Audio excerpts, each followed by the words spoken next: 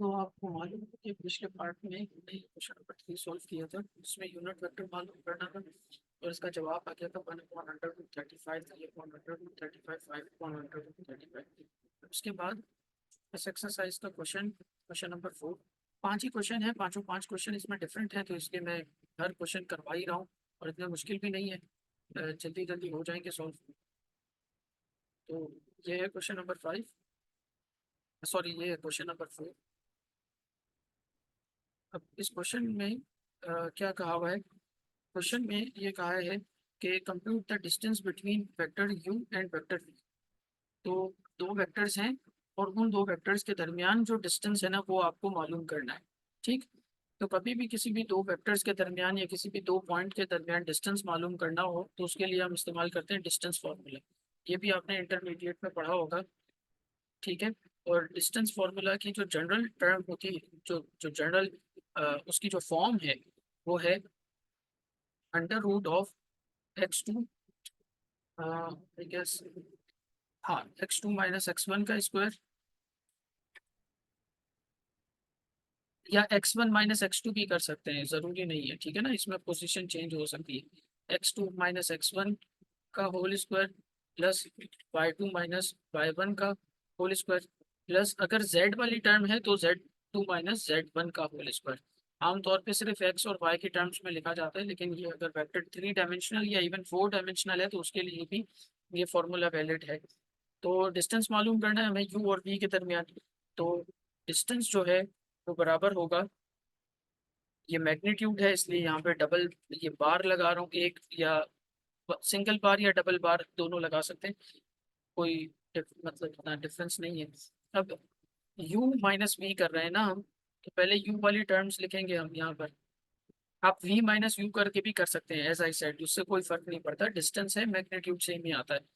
तो क्या होगा कि यहाँ लिखा हुआ है, पहला फैक्टर है 1, पहला इसका है कोऑर्डिनेट 1 माइनस, और उसका है 2, 1 - 2 का होल स्क्वायर प्लस 5 - 3 का होल स्क्वायर प्लस 7 - 5 का होल स्क्वायर, और इस पूरे पर आ जाएगा under root. Then in the next step यहाँ रह जाएगा -1, -1 का स्क्वायर और 2 का स्क्वायर, और यहाँ पे भी 2 का स्क्वायर, और इस पर होल अंडर रूट। देन -1 का स्क्वायर 1 ही होगा, 2 का स्क्वायर 4 हो जाएगा, और यहाँ पर भी 2 का स्क्वायर हो जाएगा 4। एंड 4 और 4 8, 8 और 1 9, तो यहाँ वैल्यू आ जाएगी √9, और जब आप √9 को सॉल्व करोगे तो डिस्टेंस आ जाएगा 3। नाउ वैसे अंडर रूट को जब हम सॉल्व करते हैं तो दो जवाब आते हैं, +- √3 इस तरह से लिखा जाता है, लेकिन यहाँ मैंने माइनस नहीं लिखा क्योंकि डिस्टेंस जो है वो कभी भी नेगेटिव हो ही नहीं सकता। तो ये जवाब आ गया डिस्टेंस का। यही मालूम करना था हमें इस सवाल में। तो इस तरह डिस्टेंस फॉर्मूला अप्लाई करके आप दो वेक्टर्स या दो कोऑर्डिनेट्स के दरमियान डिस्टेंस इजीली मालूम कर सकते हो। फिर एक ये लास्ट क्वेश्चन रह गया इस एक्सरसाइज का, क्वेश्चन नंबर 5। सही है। क्वेश्चन नंबर 5 में क्या पूछा है? अब ये भी बहुत इजी क्वेश्चन है, इतना मुश्किल नहीं है। अ, तो इस क्वेश्चन में हमसे ये पूछा है, find the angle between the vectors. दो वेक्टर्स दिए हुए हैं और उन दो वेक्टर्स के दरमियान जो एंगल है वो हमें मालूम करना है। अब दो वेक्टर्स के दरमियान एंगल मालूम करने के लिए जो है फॉर्मूला हम इस्तेमाल जो करते हैं वो आम तौर पे होता है ये वाला, कि A A B A dot B is equals to A B cos theta. और यहाँ से थीटा की वैल्यू हम मालूम कर लेते हैं, cos inverse of A dot B divided by A into B. अब ये जो ए और बी है ये magnitude of vector A, magnitude of vector B है, और ऊपर जो न्यूमरेटर में लिखा हुआ है वो इन दोनों के दरमियान का डॉट प्रोडक्ट है। बिल्कुल सिमिलरली यहाँ यू और पी के दरमियान डॉट प्रोडक्ट लेके आप इसको सॉल्व कर लोगे।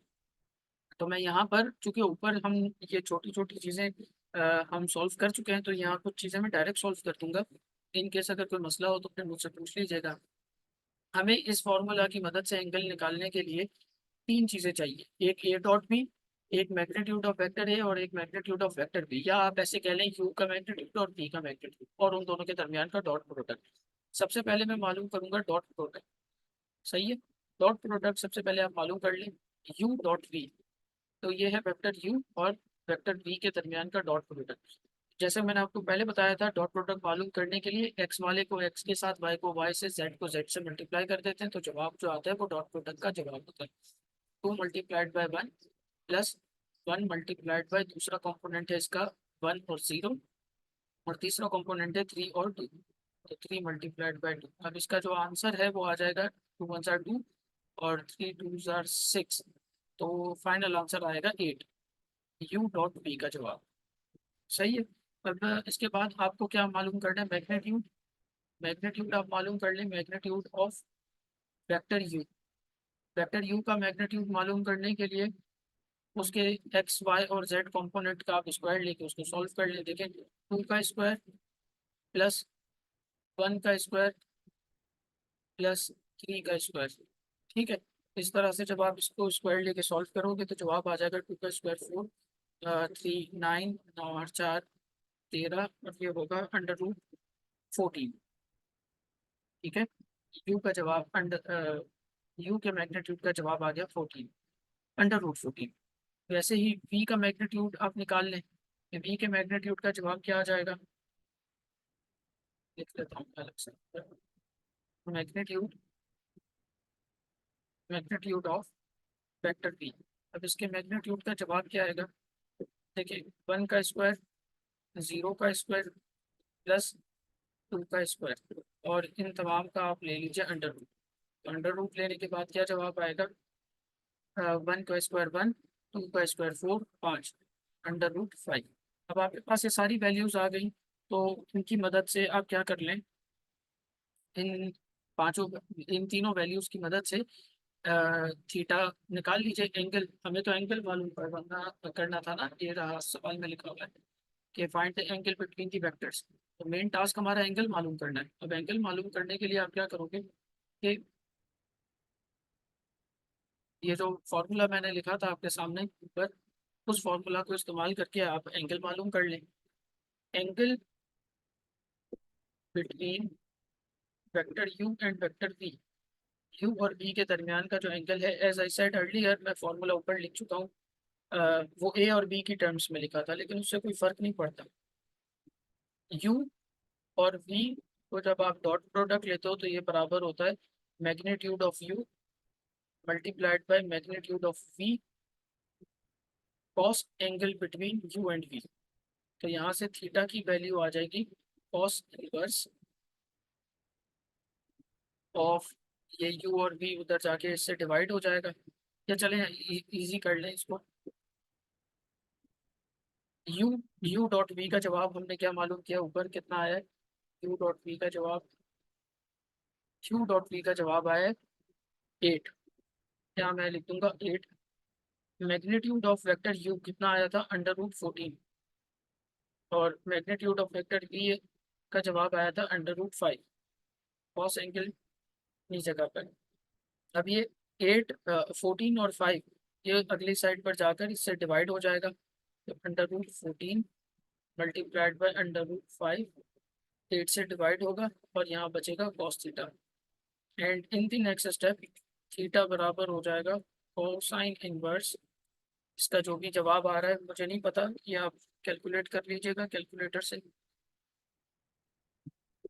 अ, अगर इसको चाहें तो सॉल्व कर लें, √14 और 5 को, 5 14 आर 28, 28 ये हो जाएगा 70, √70। सही है। फिर ये पूरी वैल्यू आप कैलकुलेटर में सब्स्टिट्यूट करके इसे आप सॉल्व कर लें, तो ये जवाब आ जाएगा, आई थिंक सो 16 के करीब करीब का, ठीक है ना। 16 के करीब करीब कोई जवाब आ जाएगा, चेक कर लीजिएगा कैलकुलेटर से। इस तरह से इन दो वेक्टर्स के दरमियान एंगल मालूम करने के लिए कहा था, तो हमने इस तरह से बेसिक वेक्टर की प्रॉपर्टी तो खैर सच कोई अभी हमने इस्तेमाल नहीं की, लेकिन जो बेसिक वेक्टर के फॉर्मूलाज थे उसकी मदद से हमने ये सॉल्व कर लिया। तो यहाँ पर ये लेक्चर नंबर 38 क्या हुआ, कंप्लीट हो जाता है। 5 ही क्वेश्चंस थे इसमें, बेसिक वेक्टर्स के थे। कोई चीज़ ऐसी हो जो कि ना समझ आई हो तो फिर आप मुझसे पूछ लीजिएगा। Thank you.